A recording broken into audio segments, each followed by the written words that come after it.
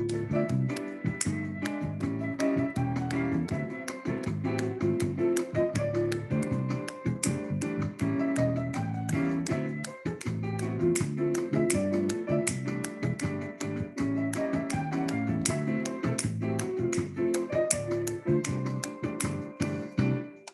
afternoon, everyone, and welcome to Topic Time with Harrison Young. It's a rare Monday show. You got to accommodate the accommodators, and that's no problem. I love doing that. I have another Zoom show tonight. This gentleman here wears a lot of hats, and we're going to talk to him. He's a playwright. He's a producer. He has a podcast. He's a comedian. He owns a comedic company of sorts. We'll discuss all that. We'll get a break all that down like I always do. But before we get to him, got to read these awesome underwriters as usual, and then we will commence. So I want to thank Auto Country, king of the used car in Abington. Been with me since the beginning. #1 in the dealer raters of out of 4,500 for 2021. Great customer service. We got them. We got Lynch's Towing, Auto, Cycle, and Truck Center in Brockton. One number for towing, one number for projects. Always looking for new metal, scrap metal, big projects, little projects involving vehicles. It's my pal Lynchy there in Brockton. We got Showshine Professional Detailing in Abington, always looking for new talent. We got John's Greenhouses and Florist Shop in Brockton. We got Auto Town Auto Glass installed in Abington. We got Fadeologist 101 Barbershop in Brockton. We got RW Carpet and Flooring in Norton. We got the Gun Runner LLC in Middleborough, dedicated to your Second Amendment rights, where customers are friends. We got Chapin Sheds in Whitman. We got Easton Fitness right in the Village Shops in Northeastern. We got Doggy Boutique, all breed professional grooming for dogs and cats, run by my great next door neighbor, Debbie Siddell in Brockton. We got Grant's Rental in Bridgewater, and we got Joe's Diner in Taunton. And I want to thank you guys very much. And now on that note, I'll officially introduce Mr. Bob LeBlanc. And that little backdrop he's sitting there, it looks like it's almost kind of like a combination between a magic show and an infomercial that he's got going on. And I think this is going to be a sweet interview. And Bob, I want to thank you. I love Facebook. I love being able to reach out to people right off the cuff, when there you are, and you were more than happy to do the show. And now here we are. And by the way, if you hear any hissing over my head, it's because it's pouring rain on the building and it's making a lot of noise, but that's part of life, I guess. A little rain will fall once, but so thanks again for being on my show tonight. Harrison, it's great being on. It's great. I had a blast today looking at all the old episodes. I had a full day of Topic Time. So whoa. I'm ready to go. You're a fan too. I love it. Yeah, I know. I can see that. And we had a great discussion this morning about how I have autism. You have something in that. We're both on the spectrum in that category of whatever. And yeah, ADHD. It's my creative superpower. Exactly. Too. Mine too. It's taken me so many decades to realize it. Like I said, I used to use it as an excuse for failure, but now I use it as a stepping stone to more pinnacles of success every single day of my life. And it's never been almost 63 years of that. It's going pretty well. So and what's amazing is we have a gift to think differently than neurotypicals. And in a creative space, wait a minute, are we the neurotypicals, or are we talking about or is the rest of the world crazy? You know what I mean? Oh, we're the normal ones. We're the normal ones. Yeah, okay. But honestly, I mean, our ability to think differently allows us the opportunity to make these creative shows. And like for me, the podcast and the stuff that I do, it all comes from my ability to think differently than the normal person. And I'm sure you're in the same boat with that. I am, but you got to understand, for me, it took so many years of persecution and indifference and people thinking I was mentally challenged before I really, broke out of the shell, so to speak. Yeah. But yeah, and you're succeeding. I mean, that's the amazing thing. It is that. I mean, the amazing thing is that you went and made your reality, and you put yourself in a position where you could succeed. Yeah. And there are times when we have to fight to do that. But sometimes that fight is worth it. I mean, just like your show shows. Exactly. All right. Well, so now that we've established, what we've turned, to our advantage, what I'm going to do is an interview. So what I do with every guest, regardless of whether they're with me in person or in a remote setting like you are, although you're not that remote, I'm guessing you live in a pretty nice neighborhood up near north of Boston, based on the. Yep. I live right on the New Hampshire border. That's a sweet which area. Is nice. I do most of my shows between. All over New England. So it could be in Maine, New Hampshire, even down as far as Rhode Island and Connecticut. So I'm right in the middle. You're right in the middle, but you're in an easy peasy area, which is pretty awesome. Yeah. It's the benefit of being a townie. Yeah, absolutely. All right. Well, a benefit of being a what? A townie. Or Right. Oh, benefit of marrying a townie. How about that one? yeah, I agree. Totally. A townie. I know. That's what I thought you said. All right. Well, but Yeah. Bob, what I do with every guest, like I said, is I profile them. I try to find out what they were like as kids and how they got to where they're at now. We already established the scale we had to climb. But tell me about young Bob as a kid. What did you do? Where did you grow up? What did you aspire to? What were your failures and your accomplishments, and how did it lead to what you're doing now? And that is Sure. Check with questions. Go ahead. As I see. I mean, so I born north of Boston, grew up in the suburbs of Boston, in Woburn and in North Billerica. When I was 10, we moved from North Billerica to Maine. And my dad's from Maine, his family's from Maine. So it was a homecoming for him. I summered there. And I spent a lot of my formative years in southern Maine. And for people who don't necessarily know, Maine's art community is enormous. It's where a lot of artists in the East Coast go to retire. So we have many different theatrical schools. We have art schools. We have a different style of curricula, at least when I was in school, when it came with the arts. And I found a home there. I mean, it started doing home video. With home video, I discovered Robin Williams' Night at the Roxy, 1978. It was playing on HBO. That's around the time he started Mork and Mindy too. Exactly. Exactly. Exactly. I was around. I can't believe you were actually around in '78. Looking at you, you look so young. I ended up catching it in '82 when it was '82 or '83 when it was playing on HBO. And the thing about Robin Williams' Night at the Roxy is that introduced me. It was the first time I ever saw improv done in a popular setting. Really, the first time I ever saw improv at all. So 1989, I finally found my first improv course. I've been doing that ever since. What's that? Was it some college that you attended in 1989? No, not at all. It was through my high school. And a local theater school called the Schoolhouse Performing Arts Center. You want to name the town that was in? What town was that? Was that North Billerica? That was in Standish and Buxton, Maine. So you were in Maine by then. I get it. I was in Maine by then, yeah. So I've been doing improv ever since. Most recently, prior to the pandemic, I was with the Chamber of Comedy out of Biddeford, Maine, run by Steve Burnett. When the pandemic hit, we moved online, found it's very difficult to do improv online, and instead created an online comedy game show. And that's where Balderdash Academy came from. That's the company that I am the face of, though we are an ensemble. We actually have a new show opening in Portland on August 16th in Portland, Maine, called On the Air, which is a staged production of 3 original radio plays as if they were from the 30s. And you get to see the behind the scenes with that. Every show in that series is brand new. So no 2 shows are alike. None of the content are alike. I write most of the radio plays with that, along with my writing partner, David Handwright. So yeah, from the pandemic, we started doing online comedy game shows with Balderdash Academy. That branched out to a 30-episode, fully improvised, serialized podcast. And that branched out to On the Air. Podcast? Is that, I mean, it's online, it's an online podcast? Yep. You can find all the information at balderdashacademy.com. Got it.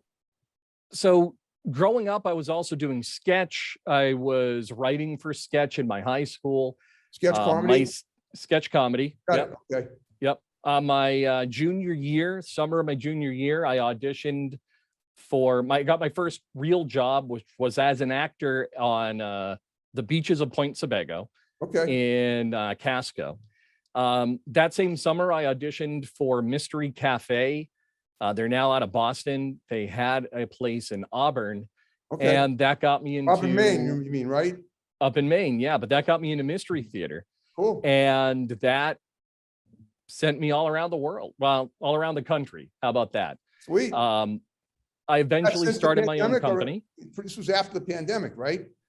No, this is all before, decades Okay, so you before. were traveling all over the country doing your show, and when you Yeah, all over the East Coast of from Maine down to Florida, Florida, areas in between, at least these doing Seaport, something basically. in line with that improvised mystery, that kind of scripted hybrid. Okay, so tell me Um, about the ensemble. So you have you founded this group called the Balderdash Comedy Club, correct? Is that it? Balderdash Academy. Yep. Okay. Yep. So basically by the shows you're talking about, you actually go and perform, like what kind of like you perform stand up and you perform plays? So we're primarily an improv troupe, and that's Okay. one of 3 companies that I run. Okay. That's primarily an improv troupe and a scripted ensemble. Right. So that So means you perform plays and stuff, right? And come here to yeah, we perform really whatever anybody needs us to. So we Okay. have sketch comedy, we have scripted comedy, Okay. we do improv, and the on the air radio show is also ours. Okay. We do emceeing, hosting, whatever anybody needs. Right. Okay. I also run Sleuth's Mystery Entertainment, which is a mystery company. And for that, we produce our shows across the country. Wow. We have a show opening with another company, licensed one of our shows, and they're opening in Florida in November. We just had one close in Illinois. So that gets our product from the mystery company Okay. across the country. Yeah. Okay. So you have representatives all over the country, or do you actually your people travel all over the country to do these shows? Mostly for that, it's other theater companies buying our scripts or licensing our product to produce awesome. on their own. That is incredible. So It's a lot of fun. It is fun, and you're creating. Now, how did you create this this echelon of success with all these theater companies? How long did it take you to do that? How many people and what, how did that go? Give me the idea. 30 years. Timeline. How many? 13? 30. 30. Wow. Okay. Yeah. I started out of high school. Okay. I started with one company. I moved from one company to another company, and I learned as I went. I started writing plays. My plays have been produced internationally. Wow. And I always took it upon myself to try to learn and master whatever skill I could within the theater industry. Fine. Does your stuff include stand-up as well? I was a stand-up from 1992 to about 2001. Oh, okay. And 19 years. then I got out of doing stand-up comedy to focus more on writing. Okay, I see. Yeah, I just didn't have the heart to do the stand-up anymore. No, 19 years in the biz, nothing wrong with that. 9 years in the biz. Oh, wait a minute. 92 to I'm thinking 2001. 92 to 2001. I'm sorry. You're thinking 2011 or 21. No, you're right. But I get it. Yeah, Yeah. no, it's still 9 years. That's still long. That's still pretty good though. I mean, wow. Yeah, it was an interesting time in my life. I was doing that. I was doing mystery theater. I was acting. I was writing. I was doing whatever I could to just create and learn. It was with my ADHD, it was a way to self-medicate it, if you will. Okay. ADHD. Yeah. And I have the opposite, OCD. Yeah. I mean, OCD is a comorbidity at times. So yeah, it's all the same spectrum. So it's been interesting. It's been a hell of a fun ride. Yep. Balderdash Academy, the thing that I'm focusing on more now, started during the pandemic. That's the one that started during the pandemic. Is that kind of And new people coming in too that want to learn this stuff? Is that you we do hold classes mostly through Balderdash Academy. I do playwriting classes. Okay.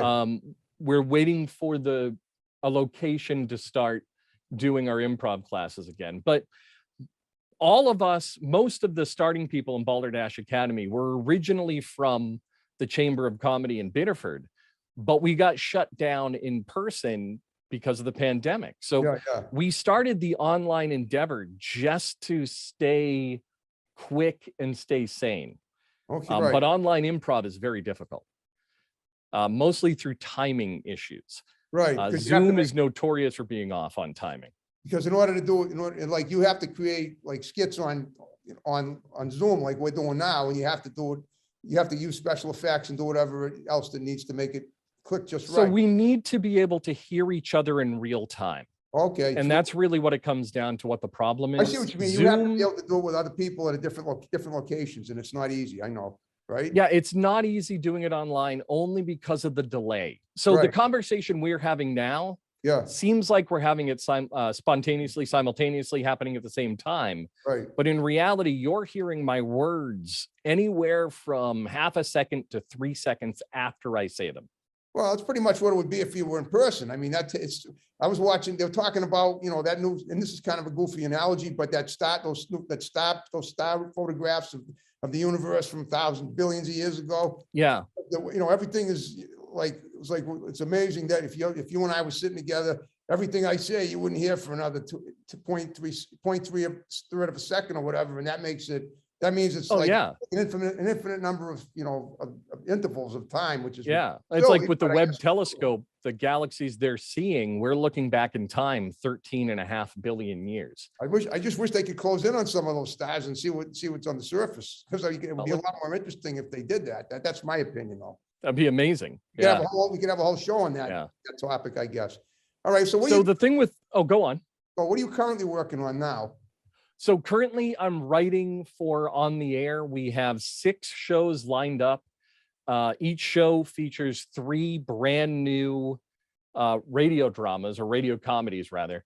Okay, these go way back to almost 100 years ago, which were very common then, but now it's. Yeah, we're focusing back. ours as if they took place in 1933. So we can Okay. pull modern jokes, but put them in the vintage environment of 1933. And you have those And they clapping on the table and doing all to make it sound like you get horses or whatever. yeah, Foley work. Okay. We do live Foley during the event when we can. There are some sound effects we need that we can't do live. Like if we need a theremin, I'd love to Okay. buy a theremin. I don't have a couple grand lying around. So we have a mix of live Foley for the sound effects and music, licensed music for the orchestra and the Okay. orchestration. Da, da, da, da, like that, right? Little Yeah. things there going, okay, I saw Yeah. remember those. Wow. So the shows themselves are also immersive. So when the audience arrives, we are in character. We can talk to them. We don't break all right, so character you're all talking night. about being at a location doing an interactive play, because I actually did one in 2015. And Yeah, that's exactly it. Yeah, okay, so that's Yeah. awesome. Okay, great. We're an interactive theater mixed with live staged comedy shows in the style of old time radio. Wow, that's incredible. So Yeah. you do this, so you're gonna be, I assume you got some venues to be, you're gonna be. Yeah, we'll be at the St. Lawrence Art Center in Portland, Maine from Okay. August 13th through December 20th. Wow. And we have quite 6 much shows lined up there. And if it's a success, then we will bring more shows in the future. Okay, awesome. Well, all right, Yeah. well, all right, so that's basically what you're gonna be doing for the next several months. That is, yeah. Okay, so in the meantime, what you gotta do, you basically, you're the chief cook and bottle washing writer there for all these One of them, yeah. presentations, right? So you have to spend a lot of time brainstorming and writing, but do you throw these ideas around with your people and have them help you with ideas? Always. Okay, Yeah, you're only as good as your most honest critique. that's true. And tell me about your ensemble. How many people do you have working with you? We have, including myself, we have 8 people total. Okay, We have one other writer, my good friend David, who came with us from the Chamber of Comedy.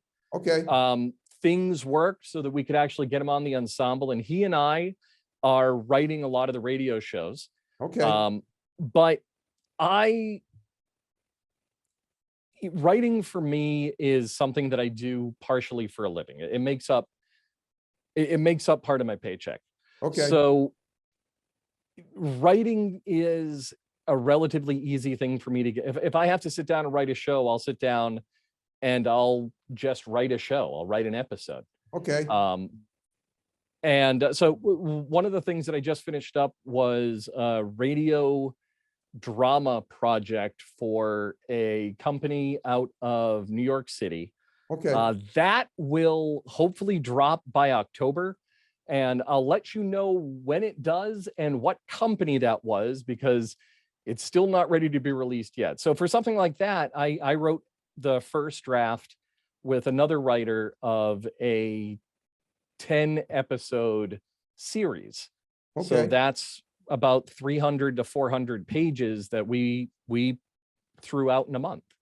Throughout, what do you mean? You mean put out? Or We just got it down, got it out, and Wow. and let it go. Wow. That's a Yeah, lot of well, writing. I'm in a position where I can't have writer's block. That's right. And Especially- yeah, there's a great painter, Chuck Close, Okay. and I use his. It's not the guy with the curly hair that has the soft voice, is it? With the I beard? can't remember. No, okay, I then- love his paintings. I don't know what he looks like, but Yeah. Chuck Close does have a quote that says "inspirations for amateurs." Okay. Right? If you wait around and wait for lightning to strike, you're not going to create a lot of work. Inspiration comes from the work. So if you have writer's block, just write your way out of it.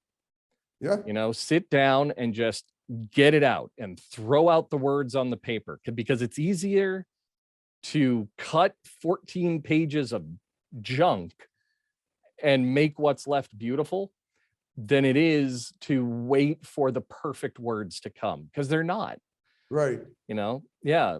So you basically, So that's what I do when I you have need to let it write. flow, and from what you have to pull, you have to sit there and make the, you know, just sort of, there's a fountain in you that you just, but you have to find the switch to activate it. It's like your sprinklers on the lawn in the morning. And that's perfect analogy. Yeah, you have to find the switch, your trigger, right? ADHD is all about triggers. Yes. I know what my hyperfocus is. So if I get stuck on a plot, or if I get stuck on a show, I'll grab a voice recorder and I'll just go for a walk and improvise the play. Okay, cool. I'll just do all the lines into the voice recorder, come home, put in my earbuds, and just type out what I said. Wow. That's pretty So, good. I mean, there's always a way to get it down. You have devices that have you- to work. At your disposal, which are basically yourself and your apparatus. If that. Yeah, yeah. And come on, let's face it, Harrison, this is a lot easier than lugging shingles. Oh, I mean, there are people who have a lot I know. harder jobs than I have. I don't even do any writing. Everybody, you know, I try to, and it's sort of challenging though, because I'm trying to think outside the box as to, you know, what I'm going to say to the person that I'm interviewing based on what he or she is telling me. And I don't want to, I'm always worried that I'm going to miss something, because, you know, that's why I always say, if you have anything you want to bring up that's, you know, that's special, especially with someone like you who has so many different things going on, please enlighten me. Don't leave me dangling here, because then It's even worse because I have ADD, so I could talk for an hour and still not be on point. so far you seem to be. Okay. All right. Well, so tell me about, like, have you ever done anything musical? I thought you had a musical show, but I guess that's something that's not what you. Well, no, Did you? I started in musical theater like a lot of kids did. Did. Okay. When you were a kid yourself. Yeah, and I do musical improv. Okay. How so? So Yeah. well, when I'm on stage, I'll do whatever I need to get the scene done. So Okay. if it involves singing, I'll sing. All right. That being said, Yeah. I do also appreciate people who can actually create music for a living. Me So too. with my That's why I told you shows, I'm on the show. yeah, well, with my shows, we always try to get people and give them a platform, right? We try to get to a position where, because we're having the audience pay us, where we can pay other performers to showcase their art. Cool. I have a good friend who produces music under the name of Think Fish Tank, Okay. and he does all of the theme music for our shows. So yeah, and- like my show, you have your own theme song too, right? Yep. He writes a new theme song for us every year. And when we start doing our game show live next year, he will be performing the theme song live every event. Tell me about the game show. What kind of game is it? So the game itself, we've renamed from Balderdash Academy to Balderdash Academy's Competitive Comedy. Okay. And we have How do you what we call win the faculty. game? What do you got to do? Like each person does each their own little bits, and you compete to see who gets. No, it's think of it like a Judges or quiz whatever? show, right? Oh, So I or a special guest will ask a question of our faculty, is what we call them. And the Yep. faculty then needs to answer as best they can. Whether the answer is right or not doesn't matter. Okay. We then have a celebrity guest on the show who awards points to anyone for any reason. For any reason? Well, wait a minute. Any reason. They're not looking for the correct answer. The guests are looking for the best answer. So the points are arbitrary. Oh, I see. Okay. I got it. Yeah. It's And different, but I guess it works. yeah, we just have in the next coming couple of weeks, we have our season finale for season 2. Okay. Coming out. We find out who season 2's grand champion is, who gets the trophy. Okay. For the season. Okay. Yeah. And now you do, and of course you have your regular podcast that you do however often, right? Yeah. So the podcast, we actually have 4 podcasts that I currently produce. Okay. We have our Balderdash Academy podcast where the competitive comedy game show goes out head to head, a game show hosted by my friend Steve Corning. Okay. That goes out there. We have Teacher's Lounge, which is our improvised, serialized sketch comedy show. Cool. So we think of it like a sitcom that is improvised and released. That's one of our podcasts. Okay. We run Sleuth's Mystery Radio, Okay. which is mystery plays done in a 1940s style. Okay. So radio plays. And we're just about to launch our on-the-air radio show, which is the live recordings of the ensemble performing the radio shows during the stage show in Maine. Okay. That's great. Well, guess what? We're done under 5 minutes. Great. That works. It works. So I hope we covered, your stuff. And boy, you're a great guy to talk to, but you are complex, and you were a challenge in the interview. I give you that, and I'm glad. I like to call myself a polymath, a creative polymath. Yeah, a polymath. That sounds like science fiction, and I'm sure it's somebody that knows a lot of things. It's a really nice way of saying jack of all trades. Yeah, exactly. Okay. Is it Latin? It's not. Polymath is English, but its root would be poly. I'm guessing Latin. Yeah. They do with a parrot, does it? Parrot, you want a cracker? Not yet. I might after this one though. All right. So what I want you to, since we're down to the final 5 minutes, I'm going to ask 2 things of you. Number one, let me ask a couple of things. I want you to look at your light there and your camera, your computer. Give shouts out to people. They're going to see the show. A lot of them are, including the people that you mentioned. If this hadn't been on such short notice, I would have had you do a Facebook plug, but we didn't really have time because I just asked you. I get it. No worries. So, right, but we're going to send them the show when it's up. So give quick shouts out. We'll condense them. Then, if you had a good time with me, I'd love to. If you can get me some other guests, you got my digits. Have them text me, and we'll get them on. Yeah, Harrison, of course. Okay, so go ahead. You give some shouts out, and then we'll wrap the show up with my music. All right. I'm going to give the shouts out to my normal Balderdash Academy crew.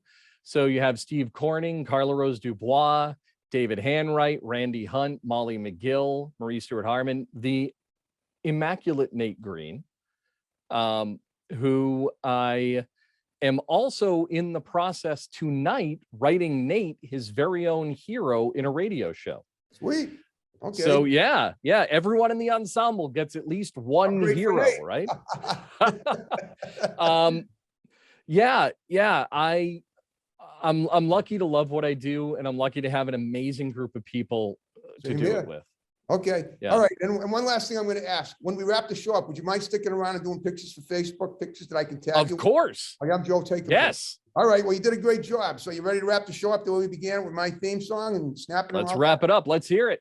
Okay, folks. Thanks for watching Topic Time. More great episodes to follow. See you next time. Bye-bye. Have a good one. There we go.